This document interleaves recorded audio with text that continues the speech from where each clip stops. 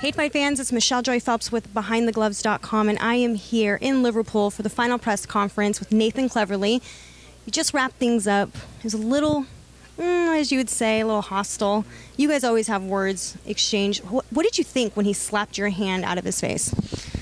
Typical Tony Bellew, absolute mouthpiece, arrogant, big mouth, just a horrible guy. Just a horrible guy. He's a bully boy.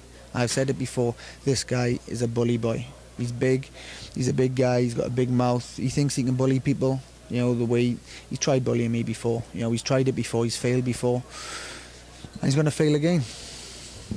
We can go back to the very beginning as to how this all happened. He felt like you disrespected him after your guys' last fight. Do you feel that you disrespected him?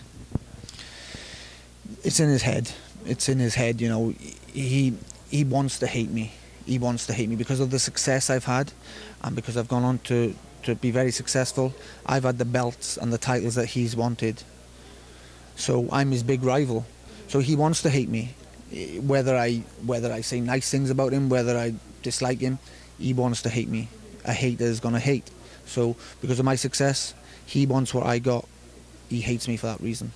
When you guys did the gloves were off, and that Johnny asked if you guys would shake hands, he said no. I got the impression that had he said yes, you would have shaken his hand. I probably would have. You know, because I don't want to hate a person. But I strongly dislike the guy. I strongly dislike him. But I don't want to. I think hate, it shows weakness. If you allow a person to make you hate them, I think that shows weakness. And I don't want to show that. But I strongly dislike the guy. But still, I would have had enough respect as a fighter to shake hands. Because that's what I said. I go, you know, it's a difference between disliking somebody and not having respect for them as a fighter, but then there's also the respect as a person, as a man. So I was just... Yeah, as a fighter, I would have shook hands, you know. But in terms of him not wanting to shake my hand, it just sums him up as a man, as a person. It sums this guy up. How have you been able to keep everything together and composed? Because you just seem so calm and collected, whereas you mention your name to him and you just see the gloss go over his eyes. It's another fight for me.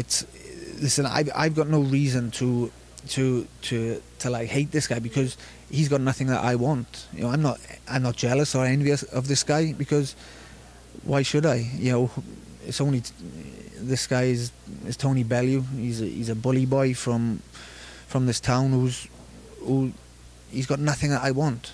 So that's why I'm staying calm and composed. You know, as much as he's trying to rile me up, get under my skin, I leave it for fight night.